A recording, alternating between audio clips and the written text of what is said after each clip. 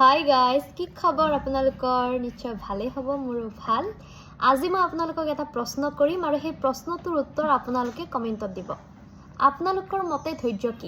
মোৰ মতে ধৈৰ্য হ'ল যেতিয়া মোৰ বহুত বেছি খং উঠি আছে আৰু কোনোবা এজন ব্যক্তিক মই বহুত বেছি গালি পাৰিব মন যায় আছে, কিন্তু মই একো ক'ব পৰা নাই, সেইটোৱে হৈছে মোৰ মতে ধৈৰ্য।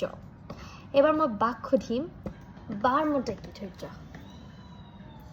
ধৈৰ্য হৈছে যেতিয়া এজন প্ৰেমিকাই যেতিয়া ক'ৰবাত ফুৰিবলৈ গৈ যেতিয়া কোনো ধৰণৰ ফোন নকৰে, তেতিয়া প্ৰেমিকে যেতিয়া ফোন আহিবকৈ ৰৈ থাকে, একদম খঙত তিঙি তোলা হৈ যায়, আৰু সেইটোৱে হৈছে ধৈৰ্য। অ'কে, এবাৰ মই চেতিয়াক সুধিম। আমাৰ চেতিয়াক ক'ব, তোমাৰ ধৈৰ্য ক'ব। ধৈৰ্য কিবা এটা পাবলৈ আশা কৰি থকাটোৱে ধৈৰ্য। এইটো প্ৰেম গুৰু হয়। আপোনালোকৰ কমেণ্টটো জনাব দেই কমেণ্ট বক্সত। আজিলৈ বাই বাই।